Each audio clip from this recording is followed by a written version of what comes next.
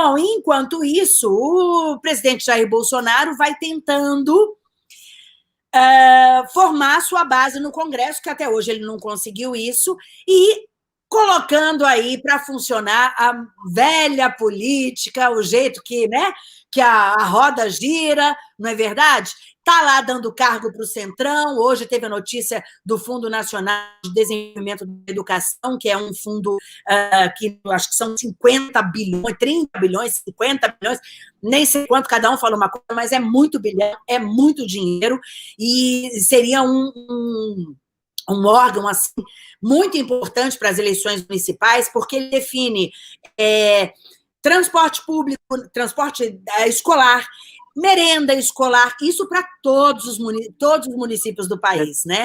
Repasses, né? O FNDE faz repasses de fundos para municípios e estados, e alguns municípios dependem muito disso, às vezes até para comprar aquela perua escolar que vai na área rural para buscar as crianças. Você já deve ter visto, né? Às vezes no interior do Brasil, a gente vê escrito na van, né, que transporta as crianças, às vezes vem até com o símbolo do FNDE. Então, é um fundo muito importante para... dinheiro para estados e municípios, e por isso quem está nesse fundo tem influência, né, nas eleições desses municípios. É isso, né, Rodrigo?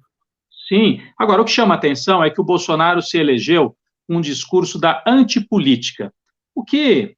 para quem acompanha um pouco da história, né, Luciana, sempre que o cara fala de antipolítica, está sempre querendo esconder alguma coisa. O Bolsonaro foi deputado por 28 anos. Como é que é antipolítica, né? E não existe muito. Se ele depois de 28 anos, se o cara chega para você e sugere, olha, vamos acabar com a velha política, chega disso, que a gente acha muito bom, aliás, né? Mas ele deveria ter um plano, ter um projeto, saber como fazer isso depois de 28 anos, né? E agora provou que não sabia nada. Tanto que ficou um ano aí, enfim, não conseguiu fazer nada, a não ser a reforma da Previdência, né? E agora ele acaba cedendo aos interesses do Centrão e da politicagem suja, nojenta do nosso país, mais uma vez. E o que me choca, Rodrigo, de verdade, como cidadã, depois de tudo que a gente já viu nesse país, de saber dos troca-trocas, dos dinheiros desviados e tudo mais, a gente vê que está tudo começando a acontecer de novo e fica por isso mesmo. Né? Eu acho que o mais grave é isso, é o cara se eleger com um discurso de que vai fazer a nova política, ele continua fazendo esse discurso, os apoiadores mais radicais dele vão para a rua com a faixa pedindo o fechamento do Congresso Nacional e do Supremo Tribunal Federal, ou seja, pedindo ditadura, o que também é um absurdo, né, a essa altura do campeonato. Então, para fora, ele faz de conta que ele é a favor da nova política, que ele é contra os políticos, e para dentro ele faz o pior jogo possível, porque é melhor jogar a limpo. Olha, realmente eu preciso, para aprovar os meus projetos, preciso de apoio do partido XYZ, eles estão comigo, os outros não estão. Fica tudo mais claro. Em qualquer lugar do mundo funciona assim. Os partidos entram e apoiam, uma parte apoia o governo, outra parte ficam na oposição. E que aqui no Brasil é um arremedo, né? Porque o presidente se elege, aí o partido que seria para estar na oposição é cooptado e vem para o governo, é o que se chama de presidencialismo de coalizão.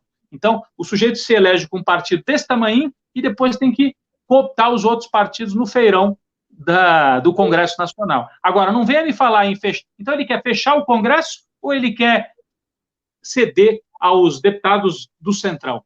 Parece que é o contrário. Está se tornando o governo da boquinha. Boquinha para o Centrão e boquinha para os militares, porque tem muito cargo para militar. Isso chama atenção também. Dizem que já são 3 mil militares ocupando cargos no primeiro, segundo e terceiro escalão do governo. Você repara que no Ministério da Saúde caiu o segundo ministro já, né? Saiu o Mandetta, entrou esse Taixe, que durou um mês, aí saiu o Taixe. Bolsonaro não tinha nem quem colocar no lugar. Colocou o sub. Quem que era o sub do Taixe? Um general do exército que não entende nada de saúde. Não é um cara... Se fosse um coronel da área médica, um oficial médico, como existem nas Forças Armadas, ok. Não, é um general que ocupou vários cargos aí, comandou quartéis. Mas isso não é aquele general que participou lá em Roraima, junto com a questão dos venezuelanos, de organizar a situação lá, não foi ele? Olha, não dou conta de tanto general que tem. É o Pazuello, né? Que ele chama. Pazuello. Isso, eu não sei se foi ele que teve essa experiência lá, mas sem dúvida, né? A participação dos militares do governo é inequívoca, né? Exatamente. Bom, para a gente, esse fundo aí que a gente falou, que foi entregue agora para o... Foi o PL, né, do Valdemar Costa Neto, do querido Valdemar Costa Neto, imagina. Você tem Valdemar da Costa Neto e tem o Roberto Jefferson, que o Roberto Jefferson está em todos os governos, né? Ele teve com o Collor, depois ele teve com o Fernando Henrique, depois ele teve com o Lula, rompeu, né? Fez a denúncia do mensalão. Agora ele está agarrado aí no Bolsonaro e fazendo umas postagens horríveis. E agarrado no fuzil, né? Né? Pronto para lutar o bom combate. Nós já falamos aqui dele, não é indignada, porque esse aí, ó, não engana ninguém, meu amigo. Não engana ninguém. Mas esse fundo aí que ganhou o PL, ele tem 40% da verba do Ministério da Educação é para esse fundo. Só para vocês terem uma ideia de quanto dinheiro está nisso aí. Bom, você falou da questão dos generais, eu não sei, tinha alguma coisa que eu ia linkar aí. Do apoio, né? O presidente está buscando esse apoio no Congresso, só que até que ponto isso não vai fazê-lo perder ainda mais adeptos? Essa é uma... Aos eleitores dele, porque muitos elegeram para acabar com a velha política, né? E é o que a gente tem em Brasília, aquelas manifestações cada vez mais minguando. Exatamente, as manifestações estão ficando menores. É um xadrez complicado que o Bolsonaro está jogando, porque conforme ele vai aderindo à velha política e ao centrão para salvar o mandato, porque ele tem medo que o Supremo faça essa investigação aí, e aí é por crime comum. Porque tem duas formas de afastar, né? Por impeachment, ou então ele está investigado por crime comum, e aí precisa da autorização do Congresso também, para que a investigação prossiga, né? No caso do presidente da República.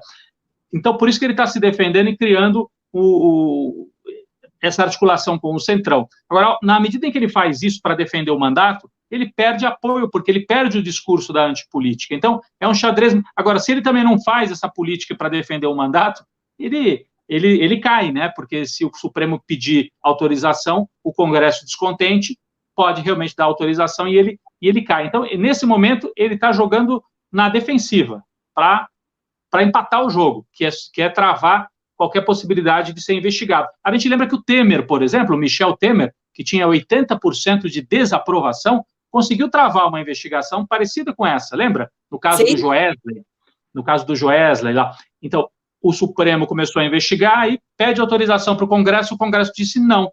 Por uma maioria, o Temer conseguiu ali um número de votos suficientes para não autorizar a investigação. O Bolsonaro está atrás dessa mesma articulação. Só que o Temer era bom, né? Era bom de bastidor e de fazer negócio ali no Congresso. Coisa velha, né? Coisa velha. O Bolsonaro passou 1 ano e meio batendo nos deputados, xingando o parlamentar, dizendo que era tudo. Agora ele vai querer o apoio dos caras. Está meio complicada a situação para o Bolsonaro. É que ele tem aí uns 30% de apoio que estão segurando a vida dele no meio dessa pandemia, né? Que ele parece que cria mais problema do que solução.